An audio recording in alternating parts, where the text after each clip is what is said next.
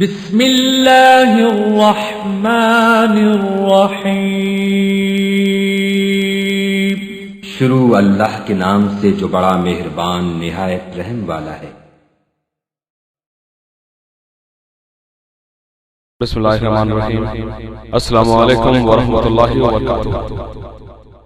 ناظرین اکرام،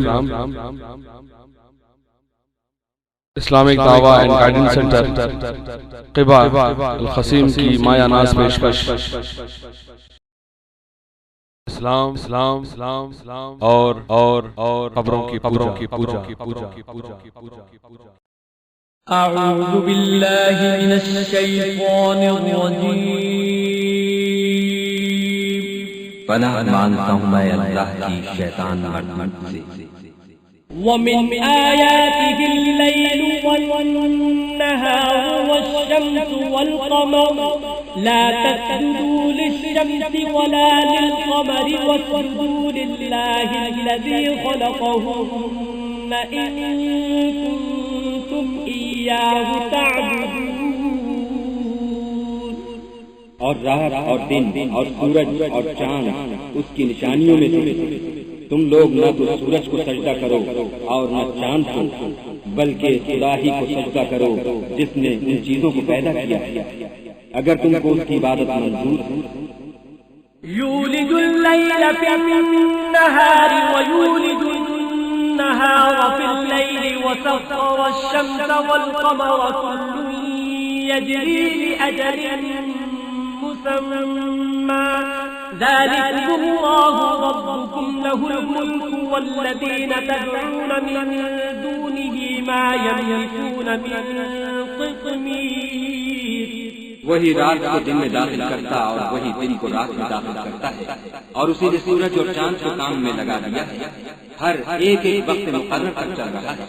یہی خدا تمہارا پروردگار ہے، اسی کی بادشاہی ہے، اور جن لوگوں کو تم اس کے سوا پکارتے ہو وہ کھجور کی گٹلی کے چھلکے کے برابر بھی تو کسی چیز کے مالک نہیں۔ ان تدعوهم لا يسمعوا دعاءكم ولو سمعوا ما استجابوا لكم ويوم القيامة يكفرون بشرككم ولا ينبئك مثل خبير۔ اگر تم ان کو پکارو تو وہ تمہاری پکار نہ سنا، اور اگر سن بھی لیں تو تمہاری بات کو قبول نہ کر سکیں، اور قیامت کے روز تمہارے شرک سے انکار کر دیں گے، اور خدائے باخبر کی طرح تم کو کوئی خبر نہیں دے گا۔ قل أندعو من دون الله ما لا ينفعنا ولا يضرنا ونرد على أعقابنا بعد إذ هدانا الله كالذي استهوته الشياطين في الأرض حيران له أصحاب يدعونه إلى الهدى ائتنا قل إن هدى الله هو الهدى وأمرنا لنسلم لرب العالمين۔ کہو کیا ہم خدا کے سوا ایسی چیز کو پکاریں جو نہ ہمارا بھلا کر سکے نہ برا، اور جب ہم کو خدا نے سیدھا رستہ دکھا دیا تو کیا ہم الٹے پاؤں پھر جائیں؟ پھر ہماری ایسی مثال ہو جیسے کسی کو جنات نے جنگل میں بلا دیا ہو اور وہ حیران ہو رہا ہو، اور اس کے کچھ رفیق ہو جو اس کو رستے کی طرف بلائیں کہ ہمارے پاس چلا آ۔ کہہ دو کہ رستہ تو وہی ہے جو خدا نے بتایا ہے، اور ہمیں تو یہ حکم ملا ہے کہ ہم خدا رب العالمین کے فرما بردار۔ قل إنني هداني ربي إلى صراط مستقيم دينا قيما ملة إبراهيم حنيفا وما كان من المشركين۔ کہہ دو کہ مجھے میرے پروردگار نے سیدھا رستہ دکھا دیا ہے، یعنی دین صحیح، مذہب ابراہیم کا جو ایک خدا ہی کی طرف سے تھے اور مشرکوں میں سے نہ تھے۔ قل إن صلاتي ونسكي ومحياي ومماتي لله رب العالمين۔ یہ بھی کہہ دو کہ میری نماز اور میری عبادت اور میرا جینا اور میرا مرنا سب خدا رب العالمین کے لیے۔ لا شريك له وبذلك أمرت وأنا أول المسلمين۔ جس کا کوئی شریک نہیں، اور مجھ کو اسی بات کا حکم ملا ہے اور میں سب سے اول فرما بردار ہوں۔ إن الله لا يغفر أن يشرك به ويغفر ما دون ذلك لمن يشاء ومن يشرك بالله فقد ضل ضلالا بعيدا۔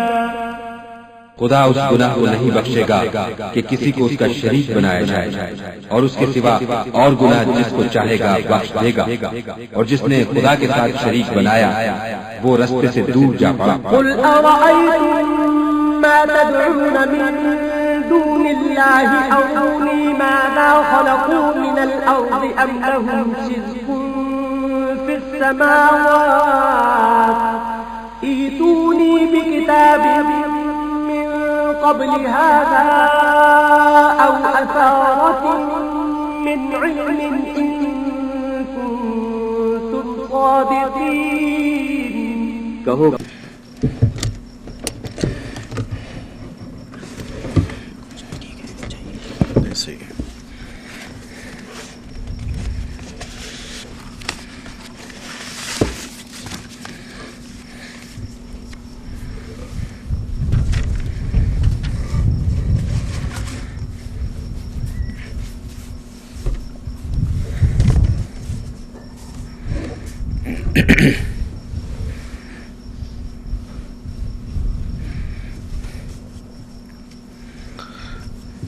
السلام علیکم ورحمۃ اللہ وبرکاتہ۔ الحمد للہ نحمده ونستعینه ونستغفره ونؤمن به ونتوکل علیہ ونعوذ باللہ من شرور انفسنا ومن سیئات اعمالنا، من يهده الله فلا مضل له ومن يضلله فلا هادي له، واشهد ان لا اله الا الله واشهد ان محمدا عبده ورسوله، اما بعد فان خير الحديث كتاب الله وخير الهدي هدي محمد صلى الله عليه وسلم، وشر الأمور محدثاتها وكل محدثة بدعة وكل بدعة ضلالة وكل ضلالة في النار۔ قال الله تبارك وتعالى في كلامه المجيد: أعوذ بالله السميع العليم من الشيطان الرجيم، بسم الله الرحمن الرحيم، يا أيها الذين آمنوا اتقوا الله حق تقاته ولا تموتن إلا وأنتم مسلمون، واعتصموا بحبل الله جميعا ولا تفرقوا۔ وقال تعالى في مقام آخر: قال فبما أغويتني لأقعدن لهم صراطك المستقيم ثم لآتينهم من بين أيديهم ومن خلفهم وعن أيمانهم وعن شمائلهم ولا تجد أكثرهم شاكرين۔ اللهم صل على محمد وعلى آل محمد كما صليت على إبراهيم وعلى آل إبراهيم إنك حميد مجيد۔ اللهم بارك على محمد وعلى آل محمد كما باركت على إبراهيم وعلى آل إبراهيم إنك حميد مجيد۔ تمام قسم کی حمد و ثنا، کبریائی اور بڑائی اس اللہ عز و جل کے لیے لائق و زیبہ ہے جس نے ہمیں اور آپ کو پیدا فرمایا، اور بیش بہا درود و سلام اس ذات مبارکہ مقدسہ پر جو ساری کائنات کے لیے رشد و ہدایت بنا کر کے بھیجے گئے۔ برادران اسلام، نوجوان دوستوں، بزرگوں اور بھائیوں، آج بتاریخ 27 جمادی الثانی 1422 ہجری مطابق 15 ستمبر 2001 عیسوی کو مکتب ترتیل الجالیات قبا کی طرف سے جو منطقہ قصیب میں ہے یہ جلسہ عام منعقد ہوا ہے۔ اس جلسہ عام میں جس موضوع پر لب کشائی کرنے کا مجھے حکم ملا ہے وہ موضوع ہے اسلام اور قبروں کی پوجا۔ حقیقت یہ ہے کہ جیسا کہ آپ نے سماعت فرمایا کہ یہ میری چند تقریروں میں سے ایک بڑی عجیب و غریب تقریر ہے، جو آج سے تقریباً 8 یا 10 سال پہلے میں نے جمعے کے خطبے میں اس موضوع کی اچھی طرح سے وضاحت کی تھی۔ آج اخوان کا مطالبہ ہوا کہ اسی موضوع پر لب کشائی کی جائے، تاکہ ہمارے دوستوں اور ہمارے بھائیوں تک وہ حقیقتیں بے نقاب ہو کر کے سامنے آ جائیں جنہیں بہت دنوں تک اور برسوں تک پردے راز میں رکھا گیا ہے۔ حضرات، تو آئیے اللہ کی توفیق سے میں اپنے اس موضوع کی وضاحت کرنے کی سعادت حاصل کر رہا ہوں۔ اللہ عز و جل سے دعا ہے کہ اللہ تبارک و تعالی ہمیں اور آپ کو حق بولنے، حق بات کے سننے اور اس پر عمل کرنے کی توفیق عطا فرمائے، آمین یا رب العالمین۔ اس موضوع کی وضاحت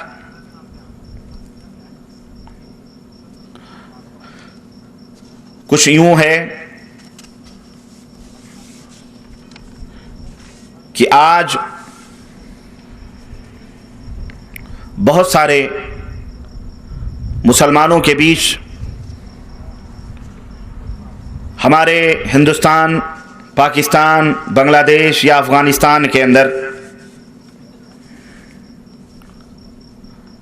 ایسے اشخاص موجود ہیں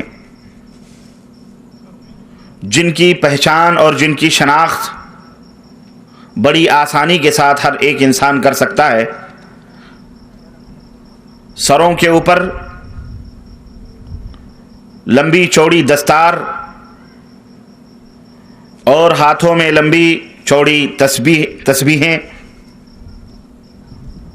اور لمبے چوڑے جبے اور خبے پہنے ہوئے، شاہ کے نام سے یا پیر کے نام سے یا سجادہ نشین کے نام سے بیعتیں کرنے والے لوگ موجود ہیں۔ ہر ایک ان کا حلیہ دیکھ کر،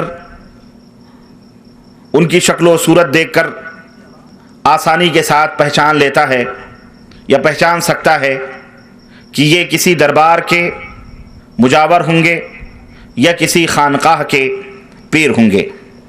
لیکن حقیقت یہ ہے میرے عزیز کہ یہ لمبے لمبے جبے، یہ بڑے بڑے دستار، یہ لمبی لمبی داڑھیاں اور ہاتھوں میں لٹکائی ہوئی پکڑے ہوئے یہ تسبیح، یہ گندم نما جو فروش، یہ انسانوں کی شکل میں اسلام کو برباد کرنے والے شیطانی بھیڑیے ہیں جو قبروں کی اور مزاروں کی تجارت کرتے ہیں اور اس کی کمائی سے اپنا پیٹ بھرتے ہیں۔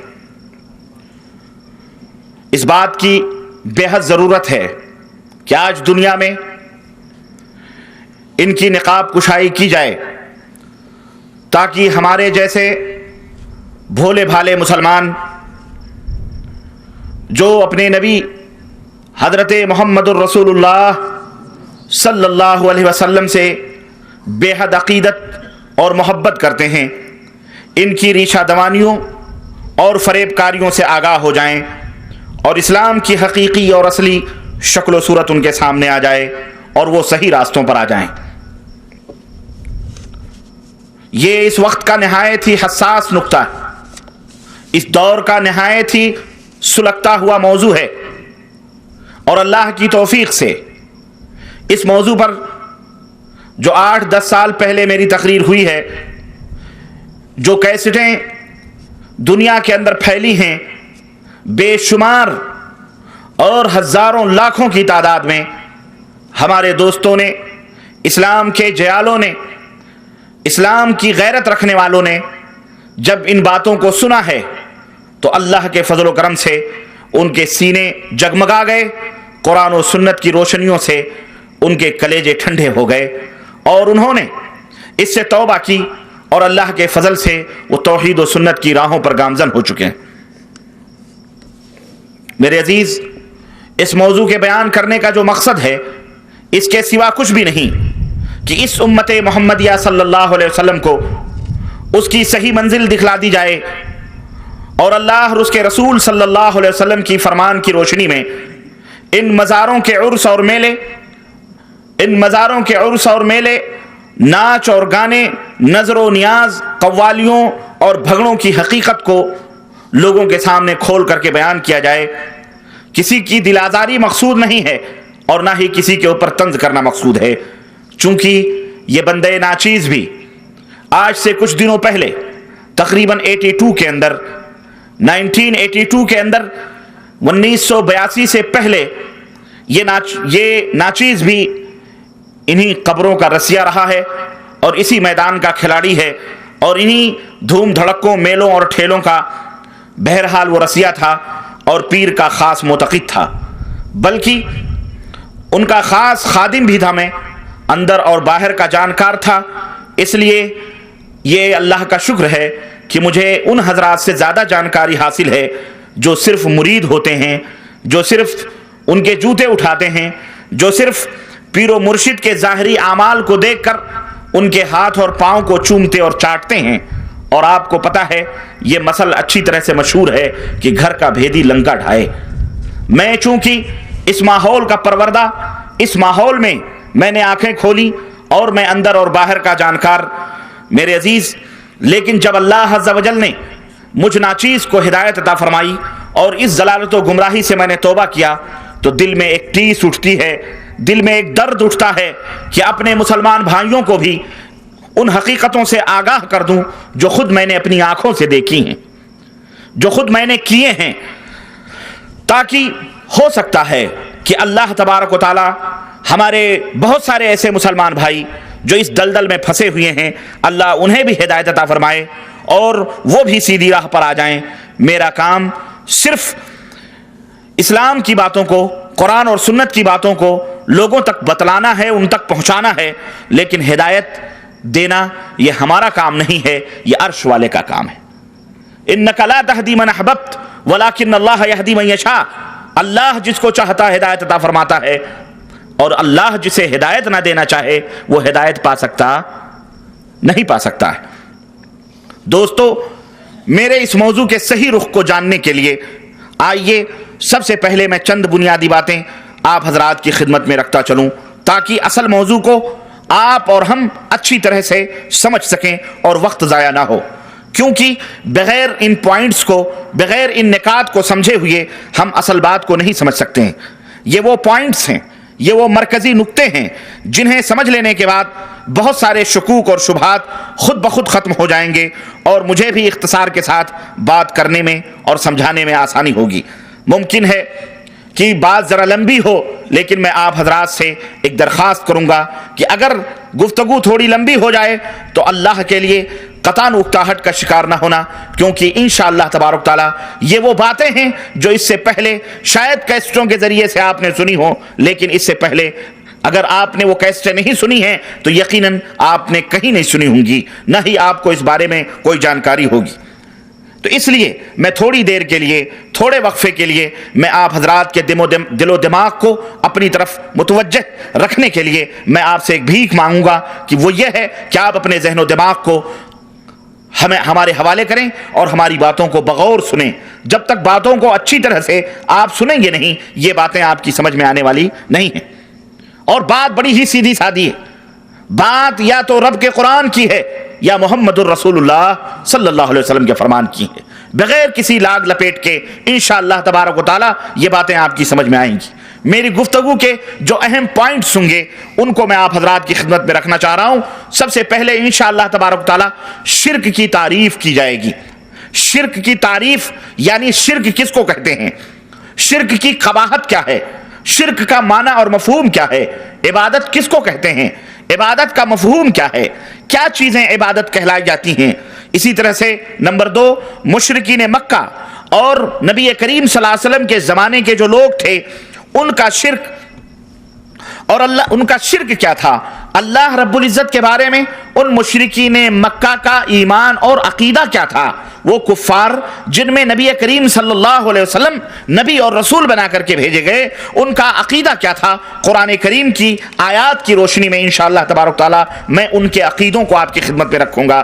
اسی طرح سے نمبر 3، مشرکین مکہ کو کافر کیوں کہا گیا، مشرکین مکہ کو مشرک کیوں کہا گیا، ان سے جنگیں کیوں لڑی گئیں، ان کے مال و دولت کو حلال اسلام نے کیوں قرار دیا، ان کی عورتوں اور ان کی بہو اور بیٹیوں کو اسلام نے بادی کیوں قرار دیا، انہیں قتل کیوں کیا گیا، ان کی جائیداد کو اسلام نے مال غنیمت کیوں شمار کیا۔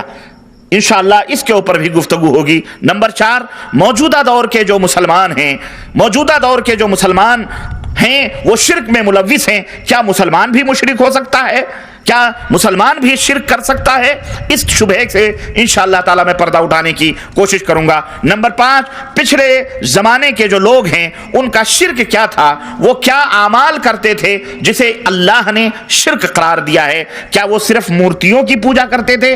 क्या वो सिर्फ बुत बना के पूजते थे, या कुछ और भी चीजें थी जिनकी वो पूजा और परस्तिश करते थे? इसे हम कुरान करीम की आयात की रोशनी में इंशाअल्लाह आपकी खिदमत में रखने की कोशिश करेंगे। इसी तरह से नंबर 7, बुत, पेड़ पौधे, शजर, हजर, अंबिया, औलिया, फरिश्ते, कुरान से इन सब की दलीलें इंशाअल्लाह ताला वो जो पूछते थे हम आपकी खिदमत में रखेंगे। और नंबर 8, वो इन चीजों के साथ कौन से आमाल करते थे, क्या काम करते थे जिसे अल्लाह अज़्ज़ा वजल ने इबादत करार दिया है, और बतलाया ये अमल करने से, ये हरकत करने से इबादत में ये चीज़ शामिल होती है।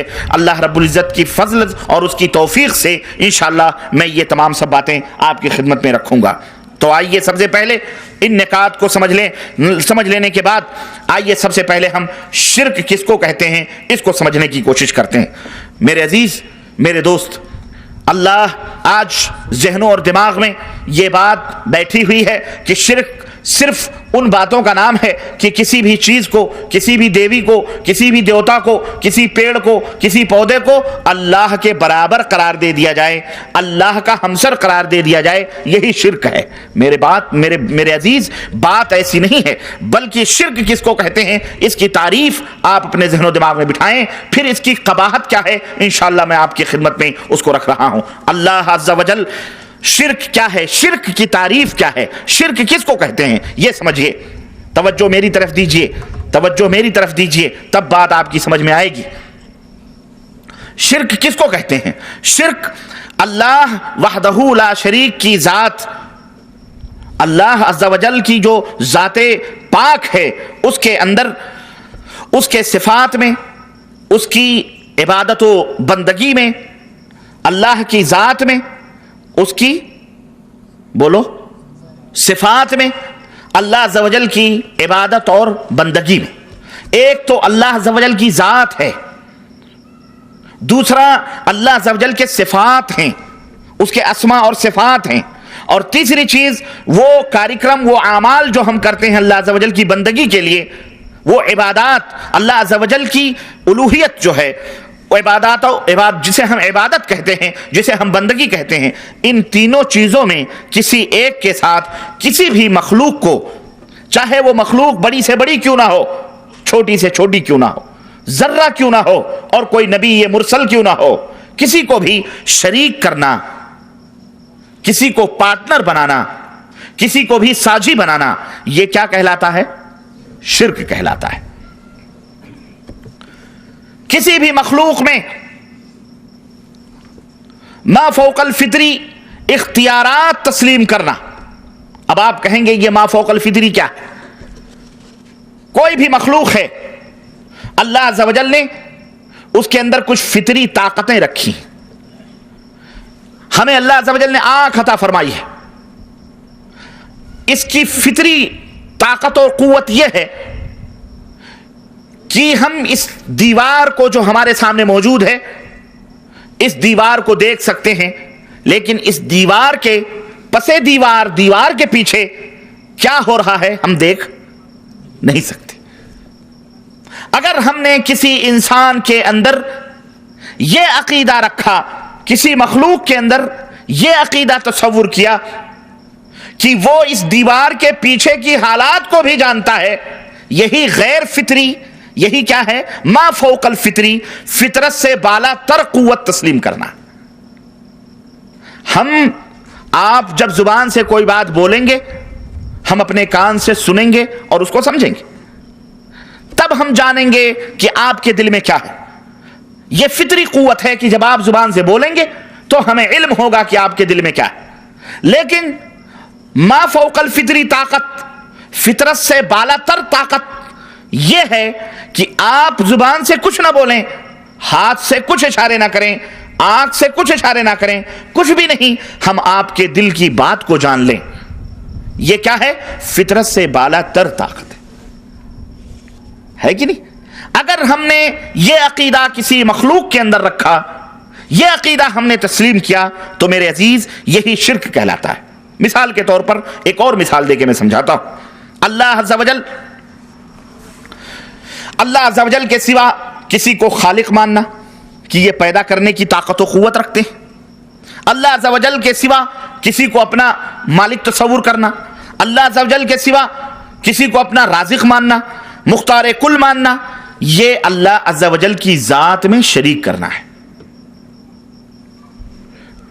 اسی طرح سے اللہ عز و جل کی شان یہ ہے، ہمارے معبود کی شان اور اس کی عظمت یہ ہے کہ وہ اپنے علم کے اعتبار سے ہر جگہ حاضر و ناظر ہے. اس کا علم، اس کی ذات تو عرش پر مستوی ہے، عرش پر بلند ہے. الرحمن علی العرش استوى، اس کی ذات عرش پر مستوی ہے، لیکن اس کا علم زمین کے تہوں میں رہنے والا ننھا منھا کیڑا اور پہاڑ کی چوٹیوں پر اگنے والے ننھے منھے پودے کو بھی گھیرے ہوئے ہے. اس کا علم، اس کی شان یہ ہے، اس کی جانکاری یہ ہے، اس کی معلومات یہ ہے کہ ہمارے دلوں میں جو دھڑکنیں ہیں، پاک پروردگار ان دھڑکنوں کو بھی سنتا ہے اور اس کو جانتا ہے. ہم کیا سوچ رہے ہیں، ہمارے دلوں میں کیا ہے، ان سب چیزوں کو اللہ تبارک و تعالی، ان تمام سب چیزوں سے ہر وقت ہر چیز سے اللہ تبارک و تعالیٰ واقف ہے، چاہے وہ چیز دور ہو یا نزدیک ہو، چھپی ہوئی ہو یا ظاہر ہو، آسمانوں میں ہو یا زمینوں میں ہو، پہاڑوں کی چوٹیوں پر ہو یا سمندروں کی تہوں میں رہنے والی وہ چیز ہو. یہ اللہ عز و جل کی شان ہے کہ وہ اپنی تمام مخلوقات سے باخبر ہے اور اس کا وہ علم رکھتا ہے. یہ اللہ کی شان ہے. اب اگر کوئی بندہ، اب اگر کوئی انسان، اب اگر کوئی شخص اٹھتے بیٹھتے اللہ کے سوا کسی غیر کا نام لے یا دور و نزدیک سے اسے پکارے تاکہ وہ اس کی مصیبت کو دور کرے، یا دشمن پر اس کا نام لے کر حملہ کرے، جیسے یا علی مشکل کشا، یا غوث، یا خواجہ غریب نواز، یا اس کے نام کا ختم پڑھے، یا اس کا تصور ذہن میں جمائے، اپنے ذہن میں اپنے پیر کا تصور جمائے، اور یہ عقیدہ رکھے کہ جس وقت میں زبان سے اپنے اس بڑے آدمی کا نام لیتا ہوں، اس شخص کو دل میں سوچتا اور تصور کرتا ہوں یا اس کی قبر کا دھیان کرتا ہوں، تو اس بڑے پیر کو یا ہمارے بزرگ کو یا ہمارے ولی کو یا ہمارے نبی کو یا ہمارے غوث کو یا ہمارے قطب کو اس کو خبر ہو جاتی ہے. میرے دل کی بات چاہے وہ دور ہو یا نزدیک ہو، وہ جان لیتا ہے. میری کوئی بات اس سے ڈھکی چھپی ہوئی نہیں ہے. میری صحت اور بیماری، میری موت اور زندگی، میری غم اور خوشی، اس کو ان سب کی ہر وقت خبر رہتی ہے. جو بات بھی میری زبان سے نکلتی ہے وہ اسے سن لیتا ہے. میرے دل میں جو خیال پیدا ہوتا ہے میرا پیر اس کو جان لیتا ہے. وہ ولی یا وہ بزرگ یا وہ مزار والا ہمارے دلوں کی دھڑکنوں سے ہمیشہ واقف رہتا ہے. تو ان تمام سب باتوں سے میرے عزیز اگر کوئی شخص عقیدہ رکھتا ہے تو اس سے شرک ثابت ہوتا ہے، اور جو آدمی یہ عقیدہ رکھے وہ اس کی وجہ سے مشرک کہلاتا ہے. اور اس شرک کو شرک فی العلم کہتے ہیں. اس شرک کو کیا کہتے ہیں؟ شرک فی العلم کہتے ہیں. یعنی اللہ تبارک و تعالی جیسا علم اللہ کے کسی مخلوق کے لیے ثابت کرنا، یہ شرک فی العلم کہلاتا ہے. اور یقینی طور پر اس عقیدے سے انسان مشرک ہو جاتا ہے. چاہے یہ عقیدہ کسی بڑے سے بڑے انسان کے اندر رکھے، چاہے کسی فرشتے کے اندر رکھے، چاہے کسی نبی مرسل کے اندر رکھے، چاہے کسی پیر، چاہے کسی بزرگ، چاہے کسی دیوی، چاہے کوئی دیوتا، چاہے کسی جن، چاہے کسی بھوت، چاہے کسی پریت کے اندر رکھے، اور چاہے اس نیت سے رکھے کہ یہ جو طاقت و قوت ہے یہ اللہ تعالیٰ نے اسے عطا کیا ہے، اس نیت سے رکھے یا ذاتی نیت سے رکھے، دونوں طریقے سے بہرحال شرک لازم آتا ہے. میرے عزیز، میرے دوست، اسی طرح سے اس دنیا کے اندر تصرف اور اختیار کا مالک کون ہے؟ اللہ عز و جل ہے. یہ صرف اللہ رب العزت کی شان ہے. حکم چلانا اور خواہش سے مارنا، جلانا، पैदा करना, गरीबी देना, अमीरी लाना, तंदुरुस्ती देना, बीमारी देना, फतह शिकस्त देना, मुरादें पूरी करना, बलाएं टालना, मुश्किलात को दूर करना, मुश्किलात में दस्तगिरी करना और वक्त पड़ने पर मदद करना, ये सब किसकी शान है? ये सब अल्लाह अज़्ज़ व जल की शान है। अल्लाह वहदहु ला शरीक की ये शान है, किसी मखलूक की ये शान नहीं है। चाहे वो मखलूक बड़ी से बड़ी क्यों ना हो, चाहे वो कोई नबी ही क्यों ना हो, चाहे वो कोई फरिश्ता या कोई और दूसरी मखलूक क्यों ना हो, उसकी शान ये नहीं हो सकती। ये सिर्फ अल्लाह अज़्ज़ व जल की शान है। जिसको चाहता है तख्त व सल्तनत अता फरमाता है और जिसको चाहता है गरीब और फकीर बनाता है, जिसको चाहता है मौत के घाट उतारता है और जिसको चाहता है इज्जत और रिफत की बुलंदियां अता फरमाता है। अब अगर कोई शख्स ऐसा तसर्रुफ और ऐसा इख्तियार या ऐसी सिफत किसी मखलूक के अंदर साबित करे, उससे मुरादें मांगे, उसके नाम की नजर व नियाज करे, उससे मिन्नतें करे, समाजतें करे या उसके नाम की कुर्बानियां करे और मुसीबत के वक्त उसको पुकारे ताकि वो उसकी बलाएं टाल दे, ऐसा शख्स ऐसा अमल करने की वजह से क्या हो जाता है? मुशरिक हो जाता है। ऐसा अमल करने की वजह से मुशरिक हो जाता है और इसको शिर्क फी तसर्रुफ कहा जाता है। यानी जिसकी ताकत और कुव्वत अल्लाह के लिए खास थी, उसने वो ताकत और कुव्वत किसी मखलूक के अंदर तस्लीम कर ली, जिसकी वजह से वो मुशरिक हो जाता है। और ये तसर्रुफ, चाहे वो ये अकीदा रखे कि जाती है या अल्लाह ताला ने उसे अता किया है, दोनों तरह से ये अकीदा शिरकिया है और ऐसा अकीदा रखने से आदमी शिर्क के दायरे में दाखिल हो जाता है। नंबर 3, इसी तरह से अल्लाह रब्बुल इज्जत ने बाज काम अपनी इबादत के लिए मखसूस कर लिए हैं। बाज आमाल ऐसे हैं, बाज कार्यक्रम, बाज काम ऐसे हैं, बाज वर्क्स ऐसे हैं जिसे अल्लाह अज़्ज़ व जल ने अपनी इबादत करार दिया है, जिनको हम इबादत कहते हैं। मिसाल के तौर पर सजदा, ये किसके लिए है? अल्लाह अज़्ज़ व जल के लिए। रुकू, ये किसके लिए है? अल्लाह अज़्ज़ व जल के लिए। अल्लाह के नाम पर सदका व खैरात करना, ये किसके लिए? ये सिर्फ अल्लाह के लिए।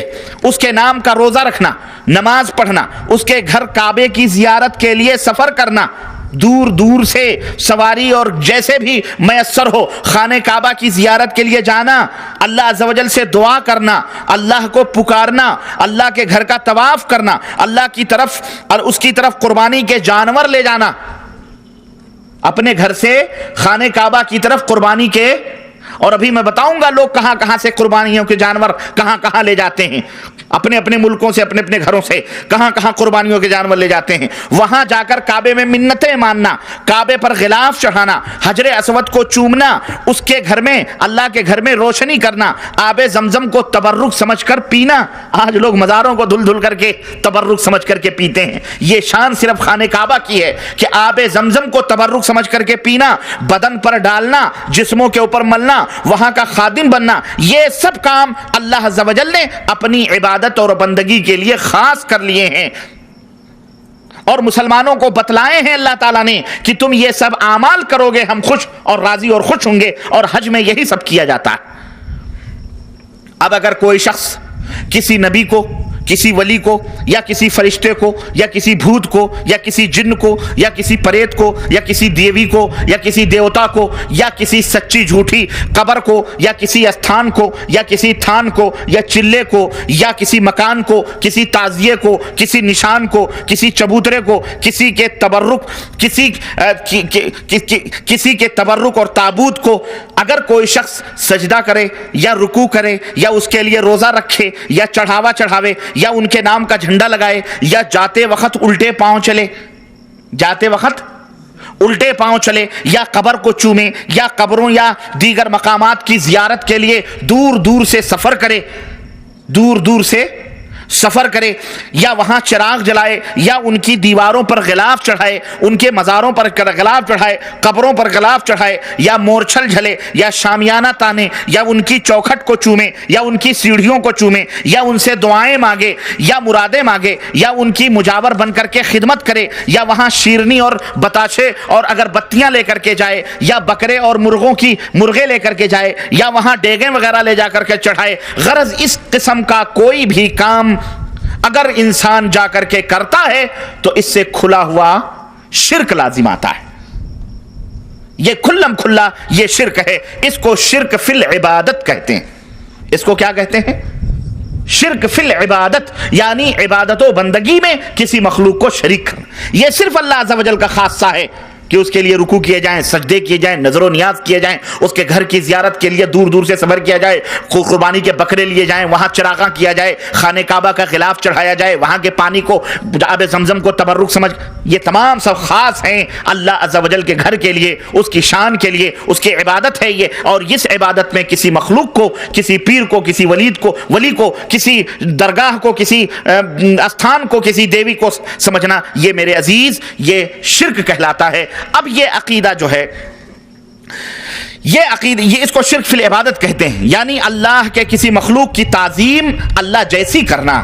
اللہ کے کسی مخلوق کی تعظیم اللہ جیسی کرنا، خواہ یہ عقیدہ ہو کہ وہ ذاتی اعتبار سے ان تعظیموں کے لائق ہے، یا یہ عقیدہ ہو کہ اللہ ان کی اس طرح تعظیم کرنے سے راضی اور خوش ہوتا ہے اور اس کی تعظیم کی برکت سے ہماری بلائیں ٹل جاتی ہیں. ہر صورت میں یہ عقیدہ کیا ہے؟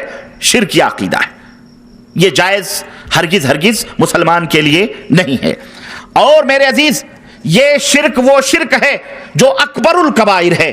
تمام بڑے گناہوں میں سب سے بڑا گناہ ہے، یعنی کبیرہ گناہوں میں سب سے بڑا گناہ ہے، جسے اللہ تبارک و تعالیٰ نے قرآن کریم میں اعلان فرمایا ہے کہ میں اسے کبھی معاف نہیں کروں گا. اگر کوئی شخص یہی سب عقیدے رکھ کر کے بلا توبہ کے لیے مر گیا، اے دنیا کے مسلمانوں، اے سامعین کرام، اے مسلمانوں سنو، اے نبی کی پیاری پیاری امت کے لوگوں، اگر یہی سب اعمال کرتے ہوئے، یہی سب کام کرتے ہوئے اگر کوئی شخص شرک کی حالت پر بغیر توبہ کے مر گیا تو یاد رکھو اس کی بخشش کبھی نہیں ہو سکتی. اس کی بخشش کبھی نہیں ہوگی، بلکہ وہ کبھی بھی جہنم سے نجات نہیں پا سکتا ہے. اپنے رب کا، اپنے معبود کا، اپنے مالک کا کلام سنو، عرش سے آواز آتی ہے. قرآن کریم میں اللہ عز و جل نے ارشاد فرمایا، ان اللہ لا یغفر ان یشرک بہ ویغفر ما دون ذلک لمن یشاء ومن یشرک باللہ فقد ضل ضلالا بعیدا. یاد رکھو جو شخص بھی شرک کرتے ہوئے مر گیا ہے، اللہ اس کے اور گناہوں کو چاہے تو معاف کر دے، لیکن شرک کو کبھی معاف نہیں کرے گا. اور اللہ فرماتا ہے کہ جو شخص شرک کرتے ہوئے مرا ہے فقد ضل ضلالا بعیدا، جو شرک کرتا ہے وہ بہت دور گمراہیوں کے اندر چلا جاتا ہے. دوسری جگہ اللہ تبارک تعالیٰ نے ارشاد فرمایا، انہ من یشرک باللہ فقد حرم اللہ علیہ الجنہ ومأواہ النار وما للظالمین من انصار. کہ یاد رکھو جو شرک کرتے ہوئے مرے گا جنت اس کے اوپر حرام کر دی گئی ہے، ومأواہ النار اور اس کا ٹھکانہ جہنم ہے، وما للظالمین من انصار اور ان ظالموں کا کوئی انصار، کوئی مددگار بھی نہیں رہے گا، نہ کوئی دستگیر ملے گا. جب تم گناہوں کی پوٹلیاں لے کر، جب گناہوں کے گٹھر لے کر جب تم پل صراط پر چلو گے اور شرک کی حالت میں مرے ہوئے ہوگے اور تمہارے قدم وہاں ڈگمگائیں گے، اللہ کی قسم تو وہاں نہ کوئی تمہیں ولی نظر آئے گا، نہ کوئی مرشد نظر آئے گا. اس لیے شرک کی حالت میں بغیر توبہ کے اگر مرو گے تو ہرگز نجات نہیں ہو سکتی ہے. حضرت معاذ بن جبل رضی اللہ تعالیٰ عنہ کو مسند احمد کی روایت ہے، اللہ کے حبیب صلی اللہ علیہ وسلم نے اسی لیے یہ حکم دیا تھا اور یہ تعلیم دی تھی. حضرت معاذ کہتے ہیں کہ قال رسول اللہ صلی اللہ علیہ وسلم، رسول اللہ صلی اللہ علیہ وسلم نے فرمایا، یا معاذ لا تشرک باللہ وان قتلت اور حرقت، اے معاذ تیرے جسم کی بوٹی بوٹی اڑا دی جائے، تجھے زندہ آگ کے حوالے کر دیا جائے، تجھے زندہ بھون دیا جائے، اور تجھ سے یہ کہا جائے کہ اللہ کی ذات میں، اس کی صفات میں، اس کی عبادت میں کسی چیز کے اندر تو شرک کر لے تو شرک نہ کرنا، اپنے جسم کی بوٹیاں اڑا دینا، خود انگاروں کے حوالے چلے جانا، لیکن کبھی شرک نہ کرنا. اللہ اکبر. میرے عزیز اب آئیے یہ شرک کی تعریف، اس شرک کا مفہوم آپ کی سمجھ میں آیا کہ نہیں آیا؟ انشاءاللہ تبارک تعالیٰ آ گیا ہوگا. اب آئیے دیکھیں کہ اللہ کے نبی صلی اللہ علیہ وسلم کے دور میں جب نبی صلی اللہ علیہ وسلم اس دنیا کے اندر رسول بنا کر کے بھیجے گئے تو آپ کے دور میں جو مشرکین تھے، جنہیں مشرک کہا جاتا ہے، جانتے ہیں آپ لوگ کہ نہیں جانتے ہیں؟ مشرک کہا جاتا ہے. اللہ کے بارے میں ان لوگوں کا عقیدہ کیا تھا؟ کیا وہ لوگ موجودہ دور کے جیسے ہمارے ملکوں کے اندر غیر مسلمین ہیں ان جیسا عقیدہ تھا، یا ان کا عقیدہ کیا تھا؟ ہمارے ملکوں میں تو شرمگاہوں کو بھی اپنا خدا مان کے پوجتے ہیں لوگ، ہے نا. ہمارے ملکوں میں کوئی گائے کو پوج رہا ہے، کوئی بھینس کو پوج رہا ہے، کوئی شرمگاہ کو پوج رہا ہے، کوئی اپنے ہاتھوں سے پتہ نہیں کیا کیا کر کے کیا کیا چیزوں، کوئی لنگ پوج رہا ہے. استغفر اللہ. انسان کے عضو تناسل کو مردوں کے پوج رہا ہے. یہاں تک نوبت ایسے لوگ وہ نہیں تھے.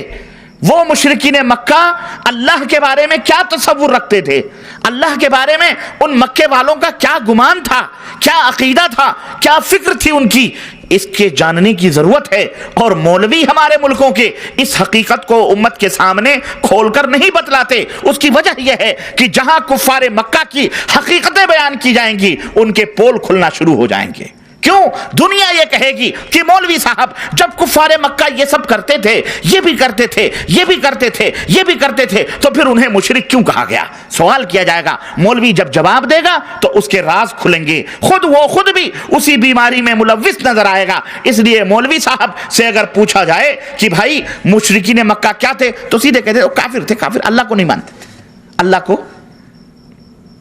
سیدھے کہہ دیں گے وہ اللہ کو نہیں مانتے تھے. بس اب آپ چپ ہو جائیں گے، اللہ کو نہیں مانتے تھے. یہ جھوٹ ہے، یہ جھوٹ ہے، اور دنیا کا بہت بڑا جھوٹ ہے. یہ قرآن کو جھٹلانا ہے، قرآن کا انکار کرنا ہے. مشرکین مکہ اللہ کو مانتے تھے. آئیے اس حقیقت کو ہم سمجھتے ہیں. پروردگار عالم نے قرآن کریم کے اندر اس حقیقت کو بیان فرمایا ہے. سورہ زخرف آیت نمبر 82 آپ اٹھا کر کے دیکھیں. اللہ رب العزت نے ارشاد فرمایا وَلَئِن سَأَلْتَهُم مَّن خَلَقَهُم لَيَقُولُنَّ اللَّهُ فَأَنَّىٰ يُؤْفَكُونَ. اے میرے حبیب اگر آپ پوچھیں ان مشرکوں سے، یہ جو مکے کے لوگ ہیں، اگر آپ ان سے پوچھیں کہ ان کو کس نے پیدا کیا ہے، ان کو کس نے، ان کا نرماڑ کون ہے، ان کو نرماڑ کرنے والا کون ہے، ان کو بنانے والا کون ہے، ان کو پیدا کرنے والا کون ہے، اللہ فرماتا ہے تو یہ مشرکین کہیں گے اللہ. لَيَقُولُنَّ اللَّهُ. تو یہ کیا کہیں گے؟ اللہ ہے. اللہ فرماتا ہے فَأَنَّىٰ يُؤْفَكُونَ. تو یہ کہاں بھٹکے جا رہے ہیں؟ جب مانتے ہو کہ ان کا تمہارا پیدا کرنے والا اللہ ہے تو صرف اسی کی عبادت و بندگی کیوں نہیں کرتے؟ اور دیکھیں اسی طرح سے آپ سورہ یونس آیت نمبر 31 اٹھائیں. اللہ رب العزت نے اس حقیقت کو سورہ یونس کے اندر یوں بیان فرمایا ہے قُلْ مَنْ يَرْزُقُكُم مِّنَ السَّمَاءِ وَالْأَرْضِ أَمَّنْ يَمْلِكُ السَّمْعَ وَالْأَبْصَارَ وَمَنْ يُخْرِجُ الْحَيَّ مِنَ الْمَيِّتِ وَمَنْ يُخْرِجُ الْحَيَّ مِنَ الْمَيِّتِ وَيُخْرِجُ الْمَيِّتَ مِنَ الْحَيِّ وَمَنْ يُدَبِّرُ الْأَمْرَ فَسَيَقُولُنَّ اللَّهُ فَقُلْ أَفَلَا تَتَّقُونَ. اے نبی اگر آپ ان مشرکین مکہ سے پوچھیں کہ آسمان سے تمہیں روزیاں کون عطا فرما رہا ہے، آسمان سے تمہیں روزیاں کون عطا فرما رہا ہے، زمین سے تمہیں روزیاں کون دے رہا ہے، اَمَّن يَمْلِكُ السَّمْعَ وَالْأَبْصَارَ. تم جو کانوں سے سنتے ہو اور آنکھوں سے دیکھتے ہو اس کا مالک کون ہے؟ کس نے تمہیں یہ کان سننے کے لیے عطا فرمائے ہیں؟ کس نے تمہیں یہ آنکھیں دیکھنے کے لیے عطا فرمائی ہیں؟ وَمَن يُخْرِجُ الْحَيَّ مِنَ الْمَيِّتِ. کون ہے جو مردے سے زندہ کرتا ہے اور زندے سے مردہ کرتا ہے؟ وَمَن يُدَبِّرُ الْأَمْرَ. اور کون ہے جو یہ کائنات کا نظام چلا رہا ہے، تدبیر کائنات کون کر رہا ہے؟ فَسَيَقُولُونَ اللَّهُ. تو یہ کہیں گے یہ تمام سب کون کر رہا ہے؟ اللہ کر رہا ہے. یہ کون جواب دے رہا ہے؟ بولو. ہاں یہ ذہن میں رکھنا، یہ مشرکین مکہ ہیں. اللہ ان کی حقیقت کو بیان فرما رہا ہے کہ یہ کہیں گے اللہ ہی ہے.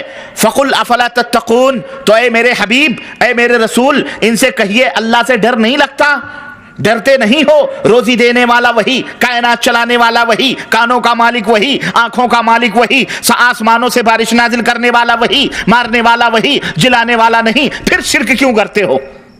ڈر نہیں لگتا؟ اسی طرح سے ایک جگہ اور اللہ تبارک و تعالیٰ نے بڑی اچھی بات بیان فرمائی ہے.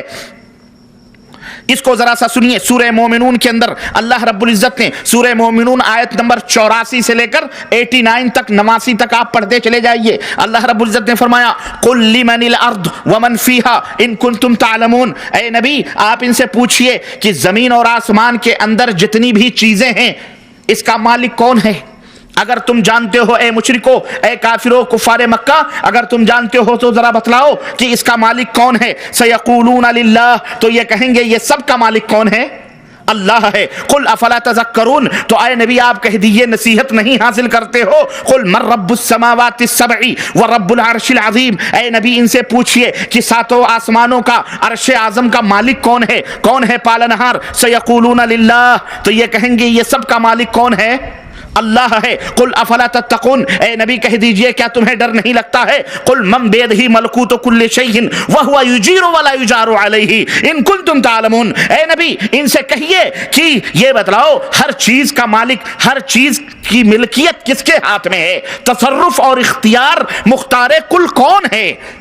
کس کے ہاتھ میں ہے یہ زمین و آسمان کی ڈوریاں؟ وہو یجیر ولا یجار علیہ، وہ لوگوں کو پناہ دیتا ہے پر وہ کسی کی پناہ نہیں لیتا۔ آخر یہ طاقت و قوت کس کی ہے؟ ان کنتم تعلمون، اگر تم جانتے ہو تو جواب دو۔ سیقولون اللہ، تو وہ کہیں گے کہ یہ سب اللہ عز و جل کے لیے ہے۔ قل فأنا تسحرون، تو اے نبی کہہ دیجئے کیا تمہارے پر جادو کیا گیا ہے؟ سمجھ نہیں آتی ہے پھر کیوں شرک کرتے ہو؟ میرے عزیزو، ان آیات سے کھلم کھلا یہ بات واضح ہوتی ہے کہ مشرکین صرف یہی نہیں کہ اللہ تبارک و تعالیٰ کی ذات پاک کا اقرار کرتے تھے، بلکہ مشرکین کا یہ عقیدہ تھا کہ تمام کائنات کا خالق، تمام کائنات کا مالک اور تمام کائنات کا رازق اور اس کائنات کا مدبر اللہ عز و جل ہے۔ انہیں اقرار تھا کہ وہ جسے چاہے زندگی عطا فرمائے، انہیں اقرار تھا کہ وہ جسے چاہے موت عطا فرمائے، اس کا کوئی بگاڑ سکتا، اس کا کوئی بگاڑ نہیں سکتا۔ وہ جسے چاہے پکڑے، دنیا کی کوئی طاقت اسے چھڑا سکتی نہیں، چھڑا سکتی ہے، کوئی طاقت اسے بچا نہیں سکتی۔ پھر سوال یہ پیدا ہوتا ہے، آپ کے ذہنوں میں بھی یہ سوال کل بلاتا ہوگا، بچلتا ہوگا کہ پھر وہ مشرک کیوں قرار پائے؟ جب وہ اللہ کے بارے میں اتنا اچھا عقیدہ رکھتے تھے کہ آج کل کے یہ ہمارے ظالم کفار نہیں رکھتے ہیں، تو پھر وہ مشرک کیوں قرار پائے گئے؟ ان سے جنگیں کیوں لڑی گئیں؟